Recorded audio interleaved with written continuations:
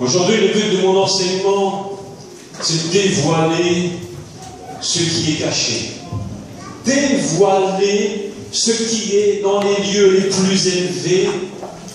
Dévoiler au monde les mystères de la parole de Dieu qui sont cachés dans un endroit où, pour ainsi dire, personne ne peut y arriver. Les maîtres d'Israël nous enseignent une chose. Les maîtres d'Israël nous disent que pour atteindre le niveau de révélation le plus élevé, il y a 10 échelons à monter, mais que le dernier ne peut jamais être atteint parce qu'il s'agit de la royauté. Ils disent on peut toucher des niveaux successifs, mais lorsqu'il faut toucher la royauté, même les plus grands maîtres d'Israël n'y sont pas arrivés. Et encore aujourd'hui, ils disent c'est impossible de toucher ce niveau. Et nous savons que le roi, c'est Jésus. Amen. Je ne sais pas si vous avez remarqué, mais je suis en train de faire un enseignement sur les signes en ligne, le site en ligne, l'école biblique. Et je disais hier matin qu'en réalité, lorsque Dieu a révélé à Moïse le tabernacle, il n'a pas commencé par la porte d'entrée, mais si vous relisez bien Exode 25, vous remarquerez qu'il a commencé par l'arche de l'Alliance. C'est-à-dire qu'il a commencé par révéler le niveau le plus élevé pour aller vers le niveau le plus simple. Alors ça paraît peut-être, quand on lit, tout à fait, peut-être même totalement inaperçu. On le lit parce qu'on le lit, mais en réalité, derrière cela, il y a un mystère qui se cache. C'est que c'est le roi qui se révèle le premier, et c'est non pas nous qui allons vers le roi. Et c'est ce que Dieu a fait avec le Messie. Il a envoyé Jésus parce que nous étions totalement incapables d'aller le rencontrer. Et c'est ce que la Torah nous enseigne. Premièrement, il révèle le niveau le plus élevé et il vient sur la terre pour le révéler à Moshe. Et c'est ça le mystère. Aujourd'hui, le but de l'enseignement, c'est dévoiler le niveau le plus élevé qui existe. Alléluia. Tout à l'heure, ou plutôt hier, en venant en voiture, je disais à mon épouse, et je repensais à ça ce matin en écoutant le pasteur, je disais ce matin, mais le problème de l'Église, c'est un manque de dévoilement. On peut croire en Dieu. On peut être totalement voué à Dieu et être des ennemis de Dieu. Et les gens n'ont toujours pas compris. L'apôtre Paul, ou plutôt à l'époque, il n'était pas Paul, il était Rabbi Shaul, il était le rabbin. Il avait un cœur pour Dieu comme pas possible. Il a dit de ma jeunesse un homme comme moi, mais personne n'avait le même niveau de connaissance de la Torah, des prophètes. Et un jour, sous l'impulsion incroyable de son désir de servir Dieu, il a entendu une voix qui lui a dit « Ce n'est pas l'Église qui persécute, c'est moi, Jésus. » Est-ce que ce n'est pas terrible? Croire servir Dieu et détruire Jésus. Croire servir Dieu et détruire le Messie. Vous savez pourquoi cette chose est arrivée? Pas parce qu'il était malhonnête, pas parce que c'était un incapable, mais parce qu'il n'avait pas eu le dévoilement du roi des rois. Je vais te dire une chose qui va te choquer, et je mets le pavé tout de suite dans l'eau, comme ça on est tranquille pour l'heure de la réunion.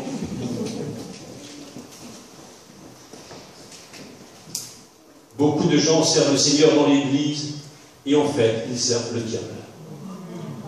Pour vous dire la vérité.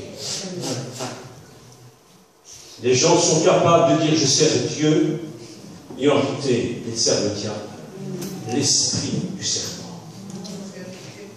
Ils croient construire l'Église et ils ne font que la détruire. Et vous savez pourquoi? Non pas parce qu'ils sont malhonnêtes. Je crois même que beaucoup sont très très honnêtes. Mais parce qu'ils n'ont pas le dévoilement.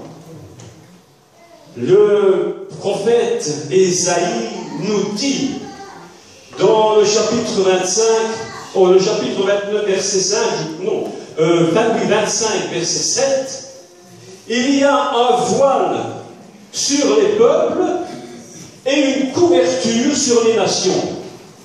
Et moi j'ai l'impression que sur l'église, il y a carrément une couette.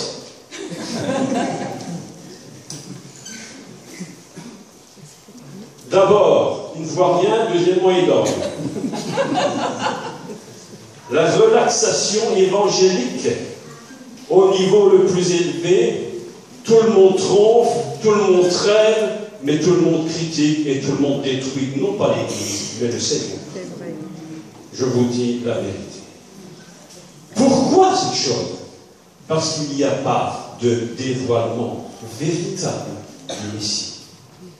C'est pourquoi Dieu, sachant particulièrement qu'il était impossible de dévoiler le Messie, il est venu vers Moïse et lui a dit: Moïse, je vais te révéler quelque chose d'abord. Je te révèle moi qui je suis. Lorsque Moïse dit: qui es-tu? Il dit: je suis celui qui suis. Il ne lui a pas dit: je fais des miracles. Il ne lui a pas dit: je vais faire des grandes choses pour Israël, je vais libérer mon peuple. Il n'a pas dit: tu quitteras bientôt l'Égypte. Il lui a dit: je suis celui qui suis. Le dévoilement de Dieu est le secret pour servir Dieu. Et aussi longtemps que nous n'aurons pas le véritable dévoilement, nous ne pourrons jamais le servir, combien même nous prêchions la parole, combien même nous croirions totalement en lui. Et c'est pourquoi Jésus va dire une chose terrible. Il va se tourner vers quelques-uns et il va leur dire: je ne vous ai jamais connus. Et ils diront: mais Jésus, nous avons fait des miracles en ton nom, nous avons même prêché en ton nom, nous avons même voilé les femmes dans l'église en ton nom, nous avons même empêché les femmes de prophétiser dans l'église en ton nom. Et Jésus dira: hypocrite, je ne t'ai jamais connu. Vous savez pourquoi ces choses sont enseignées dans l'église? Vous savez pourquoi on enseigne tant de stupidité dans l'église? Parce qu'il n'y a pas le véritable dévoilement. On enseigne des choses évangéliques, mais on n'enseigne pas les choses du ciel. Vous pouvez prêcher l'église, vous pouvez prêcher les dénominations, vous pouvez dévoiler les dénominations, vous pouvez dévoiler les systèmes, vous pouvez dévoiler le pentecôtisme, le baptisme, l'évangélisme et tout ce que tu ismes et tout ce que tu ismes, mais Dieu reste caché. Je te dis la vérité. Et tu te demandes pourquoi l'islam prend pouvoir dans le monde. Parce que Christ n'est pas dévoilé. Tu te demandes pourquoi on coupe les têtes aujourd'hui. Parce que l'Église n'a pas dévoilé son Seigneur. Elle ronfle sous la couette en prétendant que ses rêves sont des visions, alors que ne sont que des rêves. Je vais te dire aujourd'hui une vérité. Mon Dieu, les rabbins ont raison quand même dans beaucoup de choses. Ils disent que la plus grande révélation, c'est d'étudier la parole, la Torah. Beaucoup de gens enseignent dans l'Église l'extase religieuse. Il faut des extases et des visions surnaturelles. Dieu me fait trembler, Dieu me fait tomber. Dieu, quand il me touche, je suis transporté. Reste où tu es et fais ton travail. Amen. Dieu dit à Noé: sors de l'arche et va faire tes affaires. Il ne lui a pas dit: reste dans l'arche. Et maintenant, nous allons passer au message. C'était une introduction. N'est-ce pas? On ne sauve pas les pécheurs en les emmenant en enfer. C'est ce que beaucoup croient. Il les rend pires après qu'ils viennent à l'église qu'avant. Les gens étaient mieux avant, parfois, qu'après être venus à l'église. Et tu te demandes pourquoi ils ne veulent pas venir à l'église. Je vais te dire la vérité. Parce que tu as caché Dieu au monde. Et tu as révélé tes œuvres à toi. Et tu as révélé ta propre dénomination. Et j'ai fait une conférence que d'ailleurs je vous publicité pour publicité de Pénarmos direct. Vous allez aller sur mon site internet écouter une conférence qui dure 3 heures, 2 fois 1h30, qui vaut la peine d'être entendue. Et qui s'appelle Lorsque les religions nous cachent la face de Dieu. Lorsque les religions nous cachent la face de Dieu. Comment voulez-vous, quand vous dites à quelqu'un: mais Dieu, il te répond tout de suite, ah non, moi le pape, il ne m'en faut pas. Moi le Vatican, il ne m'en faut pas. Mais bien sûr, parce qu'ils ont dans leurs yeux, sous leurs yeux, une image de Dieu qui est l'image de l'Église. Avec tout ce qu'elle représente. Et quand je parle de l'Église, je ne parle pas de l'Église avec un grand E, je parle de l'Église dénomination, qui en réalité cache tout. Je voudrais vous lire quelques textes, évidemment, et vous expliquer quelques mystères de la Torah, parce que tout est dans la parole de Dieu. La seule et vraie révélation au niveau le plus élevé, c'est de rentrer dans la parole de Dieu et de comprendre réellement ce qu'elle dit. Pas ce qu'on veut lui faire dire, mais ce qu'elle dit réellement. On peut enseigner des systèmes évangéliques. On m'en a enseigné pendant de nombreuses années. Et encore dernièrement, je me rendais compte que je suis encore conditionné dans des systèmes d'enseignement qui m'avaient été donnés. Et puis je me dis, mais Jacques, tu t'es complètement trompé. Tu as besoin de repenser les choses. Mon ami a pavé dans la mare tantôt, mettons encore un deuxième. On nous a enseigné depuis des années, vous serez choqués, pas choqués, je dis la vérité. On nous a enseigné pendant des années que le signe initial du parler en langue, c'est le baptême de l'esprit, c'est le parler en langue. Si tu ne parles pas en langue, tu n'es pas baptisé du Saint-Esprit. Moi, je te dis c'est faux. Je te dis que c'est faux. Tous mentent-ils en langue? Non. Tous prophétisent-ils? Non. Mais il y en a qui prophétisent et qui ne parlent pas en langue. Ce qui ne veut pas dire que ce n'est pas bon de parler en langue. Mais il y en a qui prophétisent et c'est le signe de leur baptême. Donc, ils ont un pouvoir incroyable, extraordinaire de gagner des millions d'âmes à Christ. Et vous me dites qu'ils n'ont pas de Saint-Esprit. Et toi qui parles en langue, tu n'es pas capable d'en amener une au Seigneur par an. Et tu me dis que tu as le Saint-Esprit, je préfère que tu ne l'aies pas. Ne viens pas me raconter toutes ces salades. Nous ne sommes plus à ce niveau-là. Et vous, je ne sais pas si vous êtes conscient de ce qui se passe aujourd'hui sur la terre. Nous sommes à un tournant dans l'histoire du monde comme jamais le monde n'a connu. Jamais nous n'avons connu ce qui se passe aujourd'hui. Aujourd'hui, tu sors dans la rue, tu peux te faire décapiter. Est-ce que vous le savez? Le monde est en train de basculer et l'Église est encore en train de discuter doctrine. Pendant ce temps-là, le diable fait des ravages. Et comme disait un certain chanteur que j'aime beaucoup, pendant ce temps, les sectes frappent aux portes, distillant leur venin de doctrine morte. Et nous disons que nous avons la vérité, et nous la cachons au monde. Ou peut-être simplement parce que tu ne la connais pas, ou que tu crois la connaître, mais que tu n'as pas le véritable dévoilement du Messie. Aujourd'hui, le temps n'est plus venu à la rigolade, le temps est venu de se plonger véritablement dans la source. Écoutez ceci maintenant.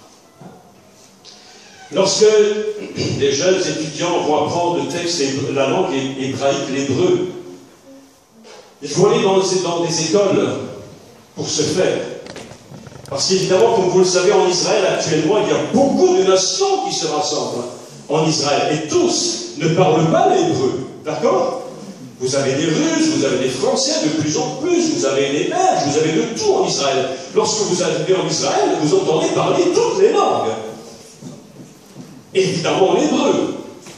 Donc lorsque les jeunes arrivent dans une école où on va leur apprendre l'hébreu, parce qu'il faut qu'ils apprennent l'hébreu, puisque c'est la langue nationale, on va leur faire un cours qui s'appelle un cours Shoresh Ateva. Qu'est-ce que veut dire Shoresh Ateva? Écoutez bien maintenant, parce que le secret, pasteur, le secret du dévoilement, c'est dans ce mot Shoresh Ateva. Écoutez bien. Shoresh en hébreu veut dire déraciné. Shoresh veut dire en hébreu enraciné. Et la particularité de la langue hébraïque, c'est qu'un même mot peut vouloir dire une chose et exactement son... Merci. Elle peut dire une chose et son contraire. Teva veut dire, en réalité, un mot qui est écrit. Écoutez bien la suite de l'enseignement, parce que là, ça va vous scier. Shoresh Ateva, déraciner le mot qui est écrit, c'est-à-dire trouver dans la parole, la Torah, la racine du mot, pour comprendre sa vérité. Et pourquoi faut-il déraciner le mot? Parce que dans le mot, dans la racine, se trouve le dévoilement du divin. C'est pourquoi lorsque tu déracines le mot, que se passe-t-il? Puisqu'il veut aussi dire enraciner, ça veut dire que lorsque tu déracines le mot, en réalité, qu'est-ce que Dieu fait? Il t'enracine dans la réalité. Le secret du dévoilement, et le Messie le savait, c'était de déraciner la parole et pour s'enraciner vers le Père. Et Jésus a dit, moi je suis la parole, néanmoins je ne fais que ce que j'entends dire, je ne fais que ce que je vois faire. Il faut déraciner pour s'enraciner. Aussi longtemps que nous n'aurons pas compris ce que dit la Bible, dans la parole, la Torah, les prophètes, réellement ce qu'ils disent, pas ce que la religion veut leur faire dire, mais véritablement ce qu'elle dit, alors nous allons nous enraciner en lui, parce que nous aurons d'abord dû déraciner la vérité. Le problème, c'est que nous enracinons beaucoup de choses dans la religion et dans la dénomination, et que nous n'avons pas, avant d'enraciner, nous n'avons pas cherché à connaître la vérité. Nous avons simplement fondé des choses sur ce qu'on nous a dit, que nous avons entendu depuis des décennies, et peut-être même des siècles.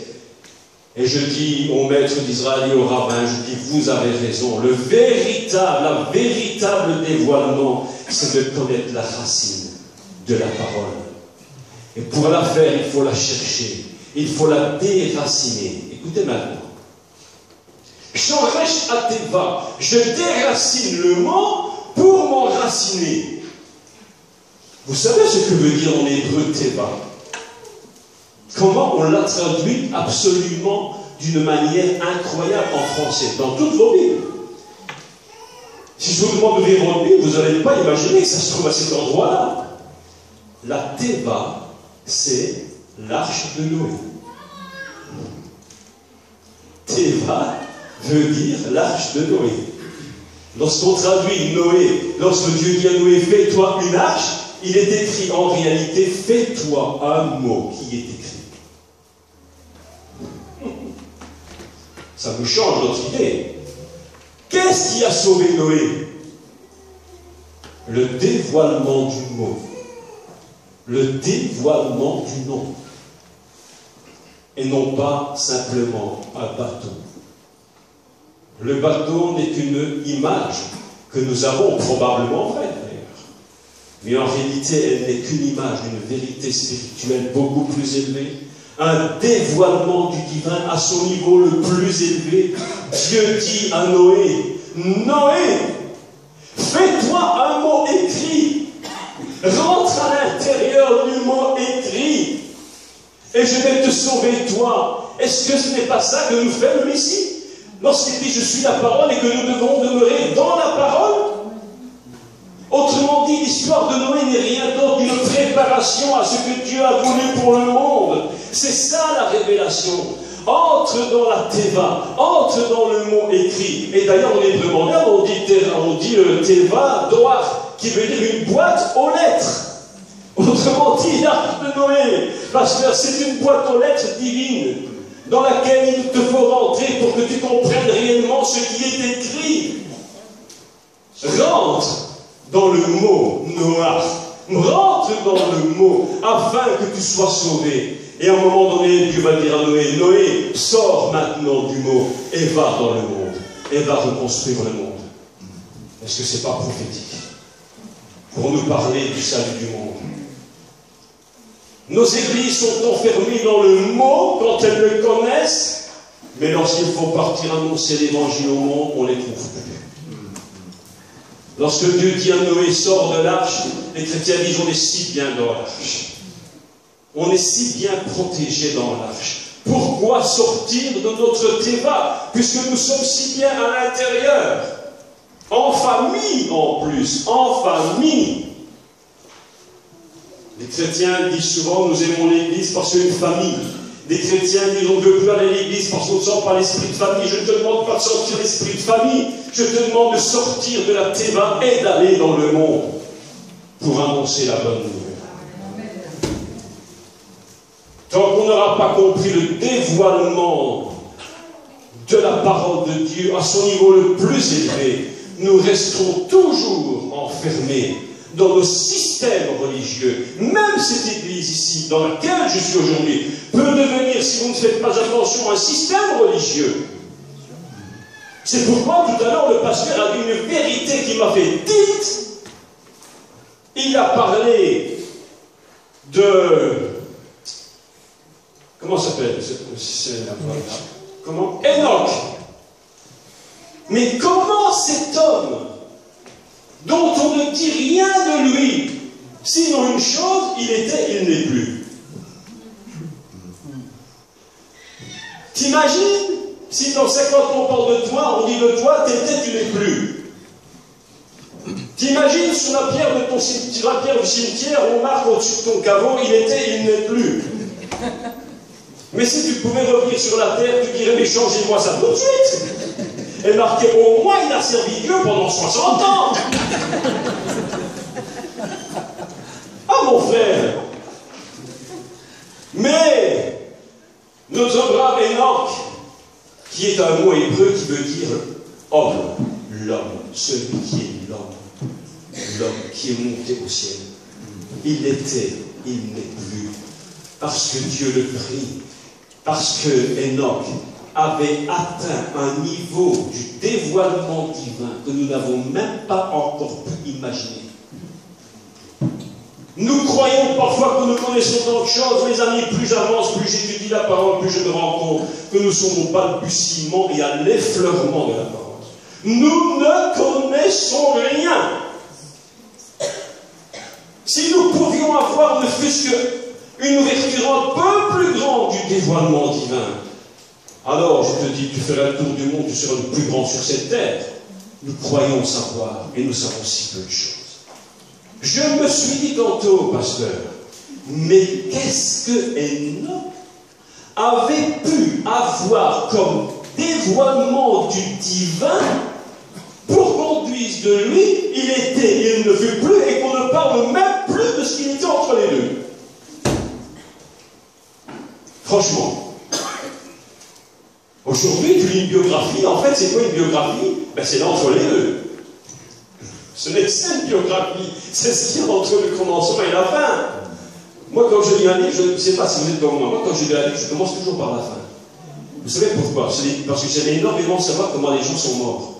Pas parce que j'aime comment ils sont, parce que j'aime qu'ils soient morts. Et parce que je me dis, la finale est toujours quelque chose de très important. Comment tu commences, c'est bien, mais comment tu finis, c'est mieux. Amen. Hein? Faites-moi un petit coucou quand même. Hein? Amen.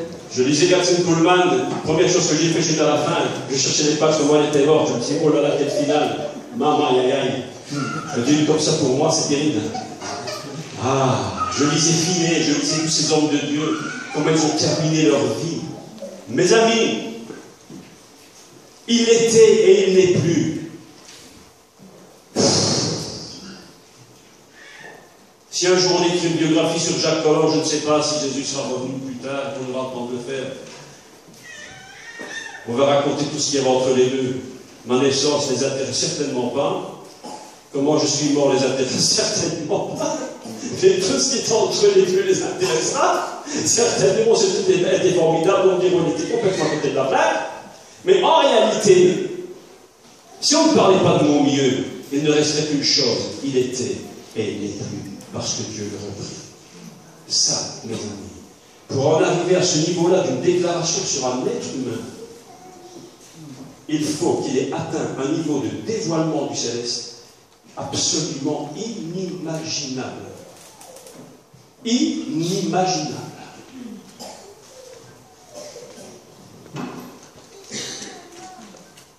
Si vous avez votre Bible, prenez-la, ça vaut quand même la peine de la prendre, puisque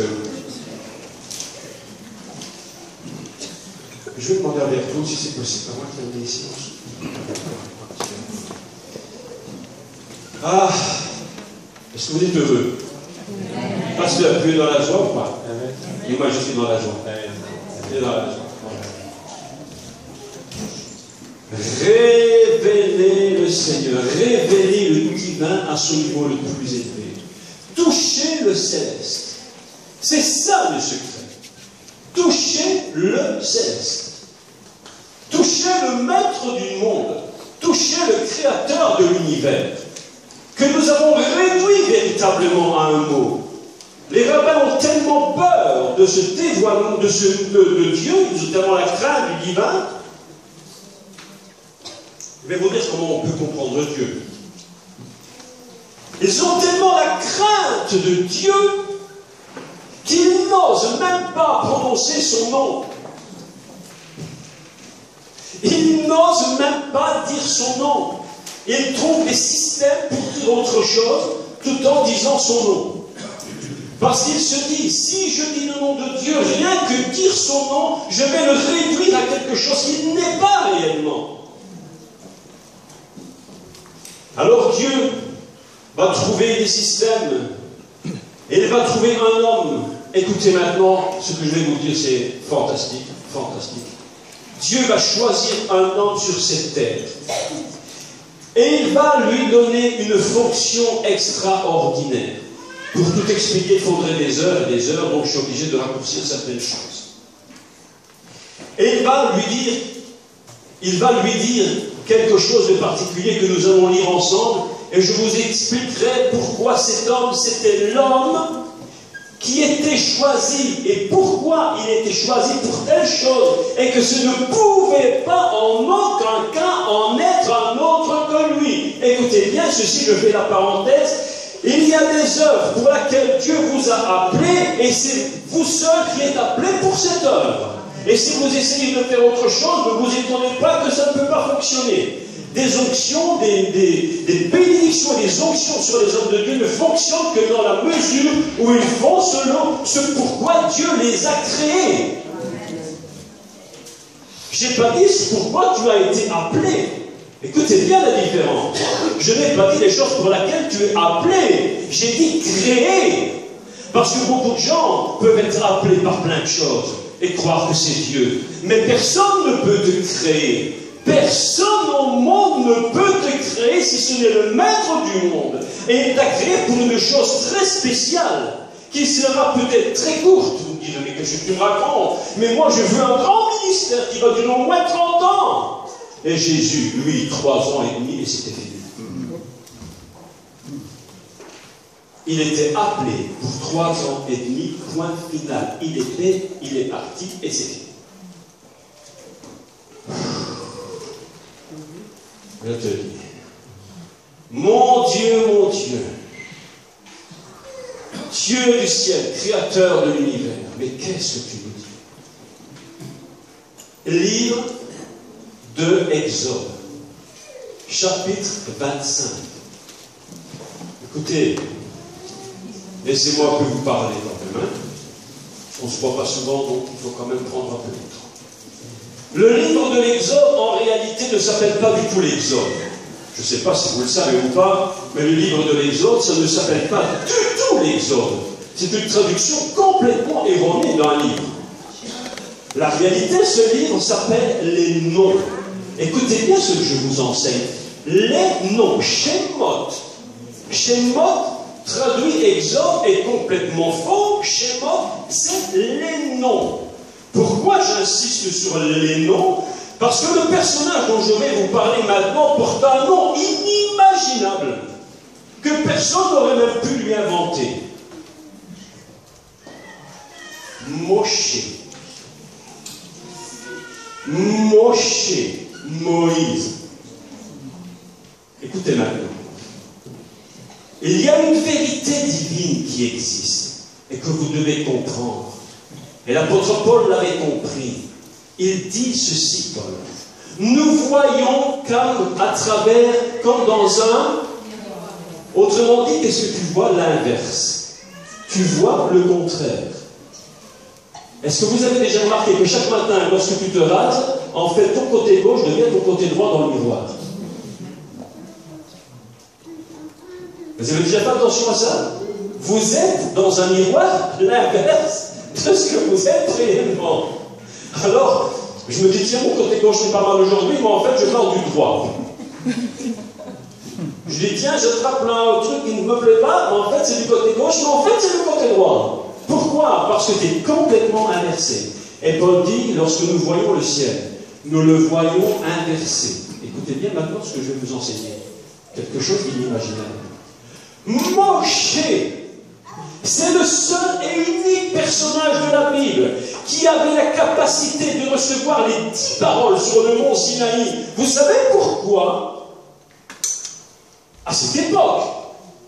Parce que lorsque tu regardes Moïse et que tu retournes son nom, ce n'est plus Moshe que tu lis, mais tu lis Hachem, son nom.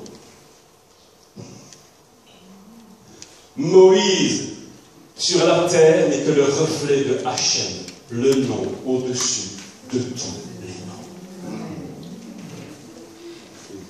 Je me sens un frisson, là. Ça me passe dans le corps. Ça me fait un frisson. Je sens que tu es content. Il me dit, je suis content que tu dis ça. Ah, tu es content. Ah, mes amis, Moshe, c'est Hachem inversé, le nom. Hachem, c'est le nom qu'on donne à Dieu. C'est le seul Dieu dans toutes les religions du monde entier dont le nom se dit le nom. Si ça, c'est pas quelque chose. Quand je te dis que si tu n'as pas fait Shoresh, tu ne peux pas faire non plus Shoresh là.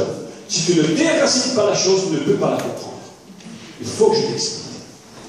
C'est pourquoi Dieu aura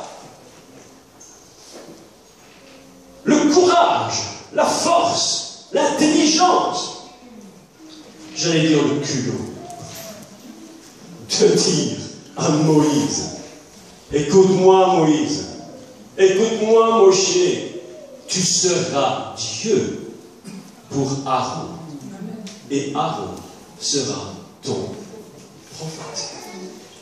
Vous avez compris pourquoi il dit ça? Parce que Moshe, c'est le reflet dans le miroir de ce qui est le plus élevé. Et c'est pourquoi il était le seul et l'unique personnage qui avait la capacité à ce moment d'aller chercher les 10 paroles et de les ramener sur terre. Le seul qui avait la capacité d'aller là-haut, dans les lieux les plus élevés, dans les niveaux du dévoilement divin à un niveau tel que personne ne pouvait jamais imaginer, et de ramener sur terre quoi? Le tabernacle. Et qu'est-ce que le tabernacle de Moshe? C'est le renversement du céleste vers le terrestre. Est-ce que vous me suivez? Le Messie, homme, est l'image du Père. C'est pourquoi lorsque l'apôtre Philippe va dire à Jésus, montre-nous le Père, Jésus sait très bien que ce n'est pas possible.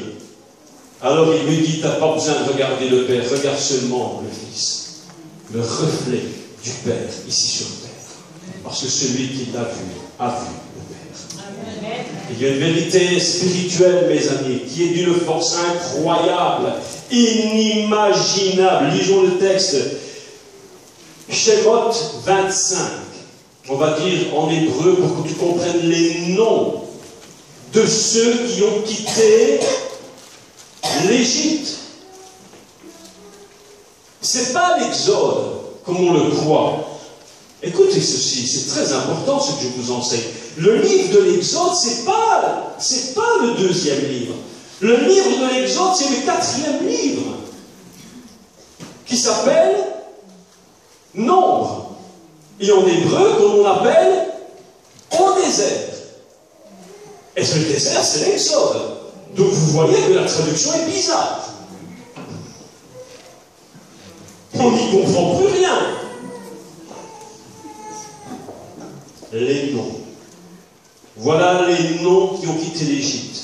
Et le nom au-dessus des noms, et qui ont fait sortir l'Égypte, le peuple d'Israël d'Égypte, Moshe. Et sur la montagne 40 jours. Et le peuple d'Israël commence à douter.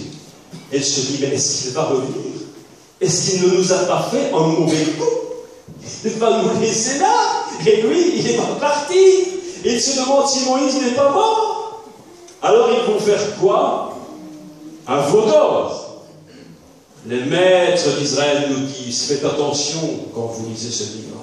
Le veau d'or, en réalité, c'était celui qui les avait fait sortir d'Égypte. Moche. Ils n'ont pas accusé l'Éternel des armées. Ils n'ont pas dit Dieu n'existe pas, mais ils ont dit le Dieu qui nous a fait sortir d'Égypte. Alors lui, qui il est maintenant? Où est-il maintenant? Nous avons besoin d'un repère. Lisons ensemble Exode 25. Ils me feront un sanctuaire et j'habiterai au milieu d'eux. Vous ferez le tabernacle et tous les ustensiles d'après le modèle que je vais te montrer. Voilà le texte, écoutez bien maintenant. Ils me feront un sanctuaire et moi, l'Éternel, j'habiterai au milieu de mon peuple et tu le feras, lui et tous les ustensiles, d'après le modèle que je vais te montrer. Autrement dit, Moïse était le seul à pouvoir atteindre le niveau de la révélation suprême, le dévoilement total, et il va refaire descendre ce tabernacle céleste et il va le mettre sur la terre. Vous voyez combien le dévoilement est important. Vous voyez combien le dévoilement est important. Il ne suffit pas de dire je fais, mais tu fais d'après quel modèle? C'est ça la question qu'on se pose. D'après quel modèle tu construis ton église? Je ne te parle pas des piliers, je ne te parle pas du plafond, je ne te parle pas d'estrade, je ne te parle pas de ça, je te demande selon quel modèle tu construis cette église. Quel est le fondement qui est dans le niveau le plus élevé que tu es capable de venir et mettre sur la terre? C'est ça qui nous importe. Alléluia. Quel était le niveau du prophète Ésaïe? Comment était-il capable de monter dans un dévoilement absolument inimaginable pour obtenir une révélation du Messie?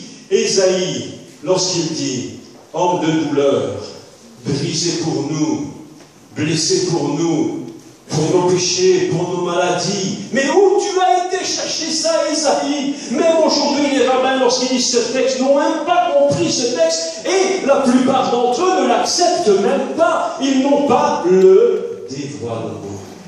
Et l'apôtre Paul dit, c'est en qui qu'on a le dévoilement? En Christ.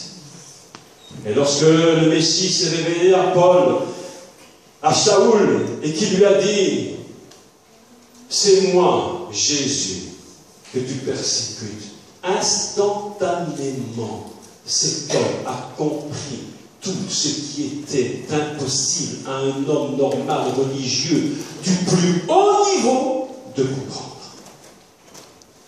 Est-ce que vous me comprenez là?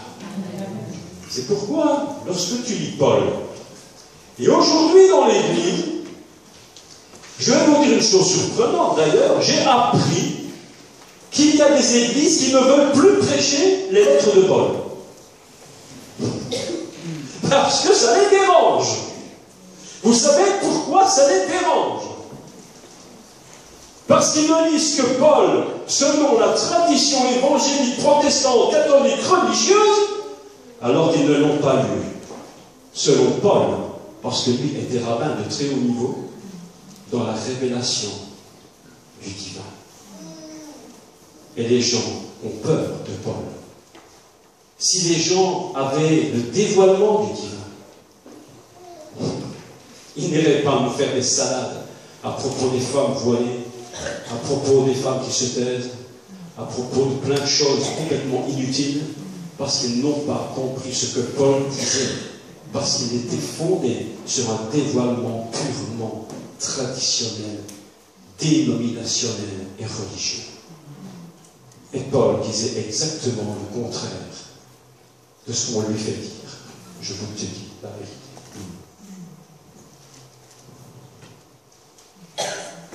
Avoir la capacité de monter là-haut, dévoiler le ciel, rentrer dans la présence du Très-Haut, le voir tel qu'il est et le reproduire ici-bas. C'est le secret de l'onction.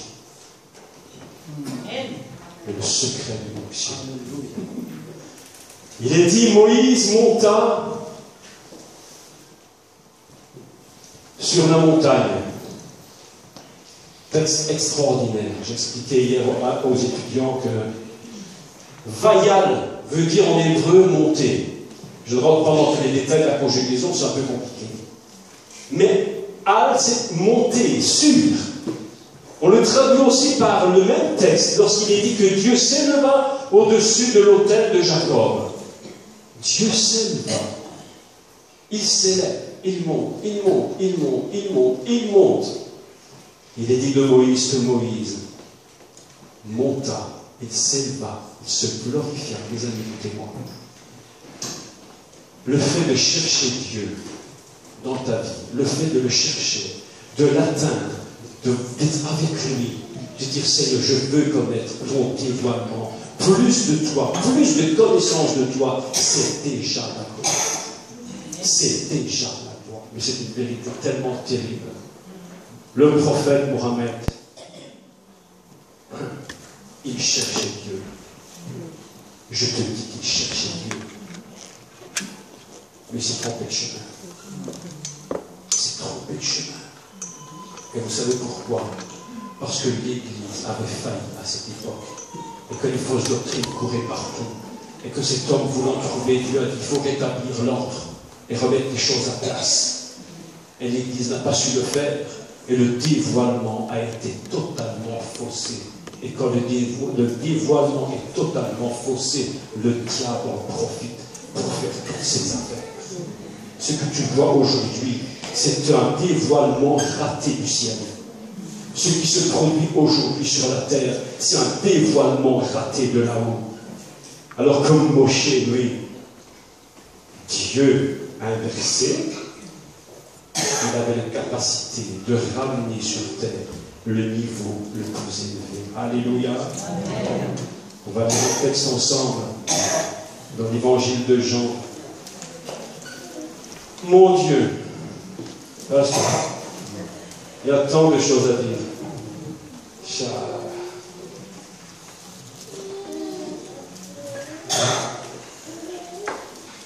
Évangile de Jean, chapitre 5, versets 19 à 20. Vous allez comprendre la parole de Jésus. Je dis souvent à ceux à qui j'enseigne, faites attention lorsque vous lisez les évangiles et les paroles de Jésus. Vous savez, mes amis, un des grands secrets de la lecture de la vie de Jésus, c'est de ne pas banaliser les paroles du Messie. Aujourd'hui, les paroles du Messie sont tellement banalisées que même le monde les emploie. Hier, j'entendais un ministre français sur la télévision. Il parlait d'un certain monsieur qui est ancien président de la République et qui revient maintenant et qui disait, il est passé par le désert. Ah, il est passé par le désert comme Moïse. Mais il n'était pas Moïse. Même si les juifs.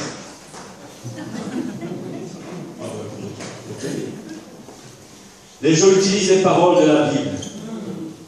Ils utilisent les paroles de Jésus. Ils ne se rendent même pas compte que ces paroles sont complètement détournées de la vérité. Ils parlent de paix, mais ils ne parlent pas de la paix de Jésus, mais ils utilisent les paroles de Jésus. On a réduit parfois et souvent même les paroles du Messie à des choses très très basiques. Elles sont tellement basiques qu'on les enseigne à l'école du dimanche comme si c'était pour les petits enfants. Mais n'oubliez jamais que c'est les paroles du Messie et qu'en Jésus, il n'y a rien qui soit minimal et qui soit hyper basique. Tout est à un niveau du ciel et de la révélation du céleste au niveau le plus élevé. Est-ce que vous me comprenez bien? Jean dit. Jésus reprit donc la parole et leur dit. En vérité, je vous le dis, le Fils ne peut rien faire de lui-même. Il ne fait que ce qu'il voit faire au Père, et tout ce que le Père fait, le Fils aussi le fait pareillement. Vous comprenez le texte dans le sens où je viens de vous en parler par rapport à Moïse. Le dévoilement plus haut niveau. Car le Père aime le Fils et lui montre tout ce qu'il fait. Et il lui montrera des œuvres encore plus grandes que celles-ci, afin que vous soyez dans l'étonnement, mes amis, étonnez-moi. Étonnez-moi. Étonnez-moi. Selon ce que dit Jésus. Le Fils ne fait rien, mais ce qu'il fait, alors il le dit clairement, il lui montrera des choses, ils les feront, et ils feront de plus grandes. Étonnez-vous. Étonnez-vous les uns les autres. Et lorsque vous vous serez étonnés les uns les autres, ne soyez jamais jaloux les uns des autres. Mais dites, mon frère ou ma sœur a atteint un niveau dans la révélation absolument incroyable. L'homme intelligent, la femme intelligente ne dira pas, hein, comment il fait ces choses-là.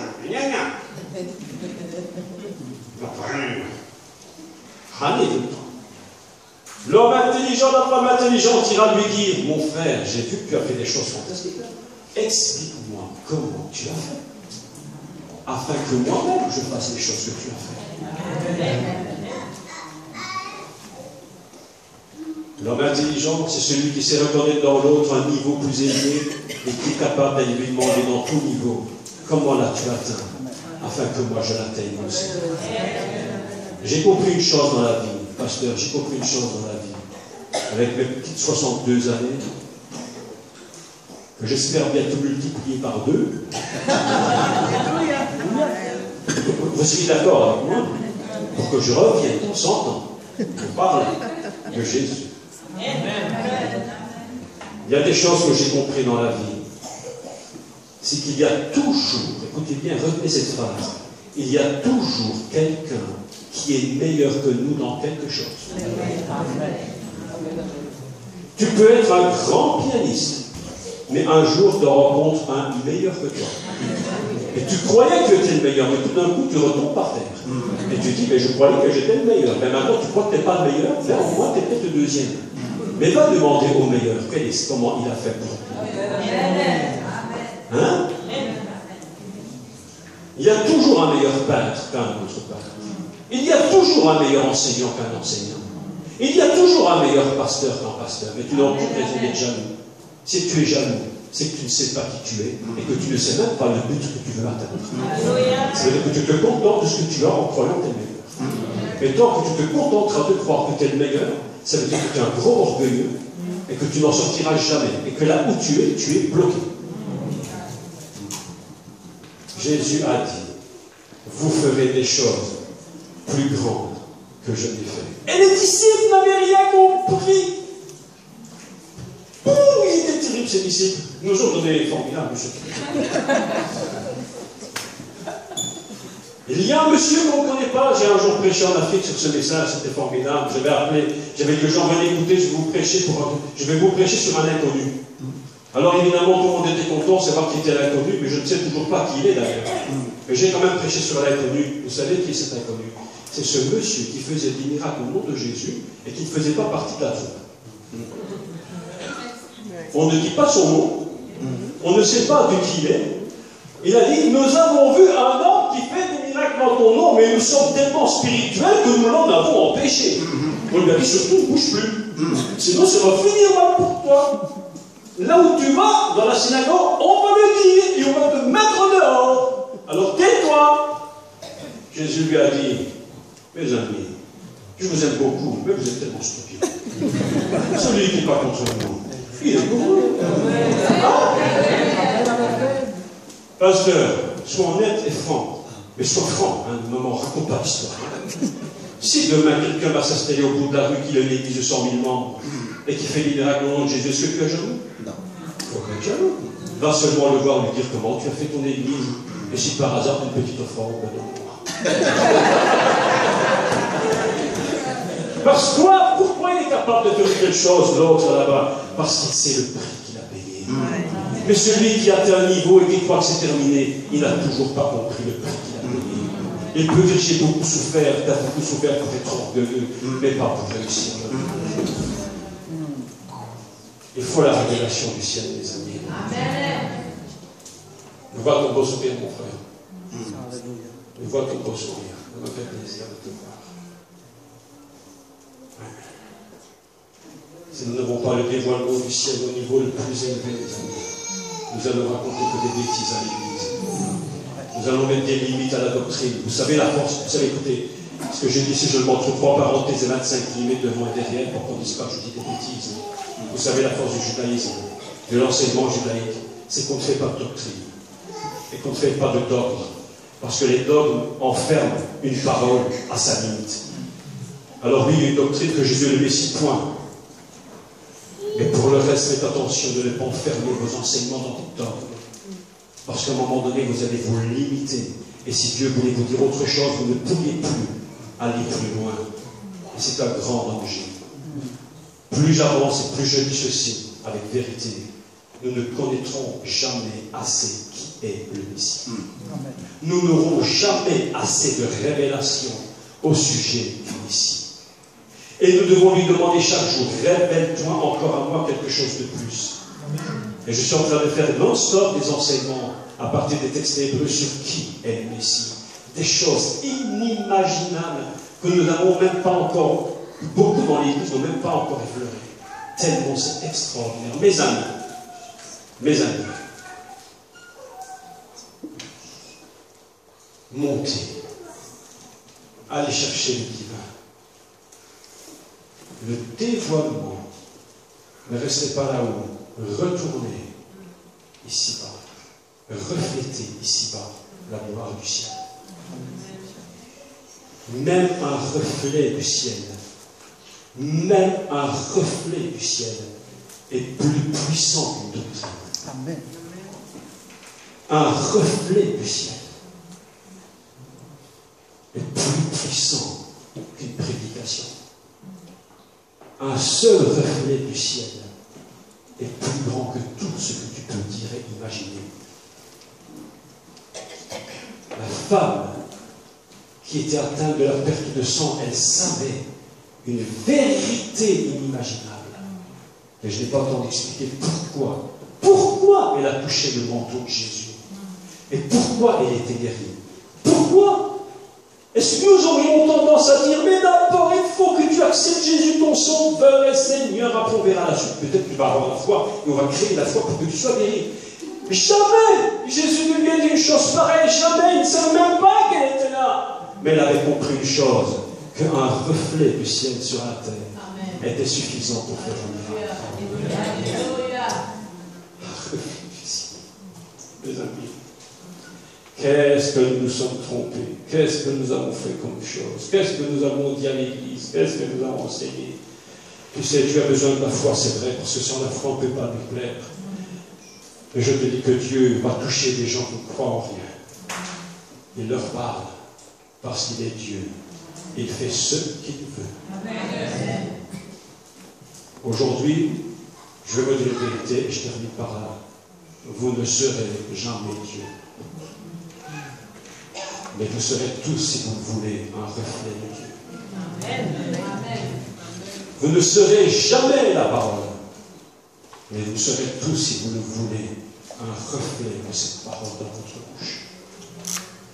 C'est pourquoi Jésus, ayant compris ce principe, a dit, allez par tout le monde, prêchez la bonne nouvelle.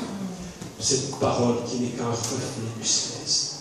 C'est mon cœur qui brûle et qui me dit, arrête, autrement je parle encore 1 heure pour vous expliquer des choses incroyables. mais je suis obligé d'arrêter.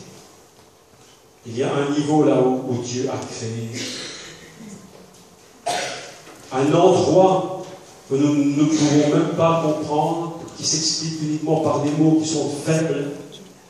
Mais mes amis, ce niveau-là, Dieu te dit, sois un reflet de ce ciel. C'est suffisant. N'essaie pas de ressembler à qui que ce soit. N'essaie pas d'être un reflet d'un homme de Dieu quelconque que tu aimes. Tu n'es que dans la stupidité. L'homme stupide, c'est celui qui veut imiter l'homme qui fait des choses. L'homme intelligent, c'est celui qui se dit, moi, je veux être un reflet de Dieu. Amen. Comme tu es, tu n'as besoin de rien d'autre. Comme tu es, comme le disait le pasteur tantôt, que tu sois riche, moyen ou pauvre, bien habillé, au costume, cravate ou pas, tu es un enfant de Dieu. Sois le reflet du ciel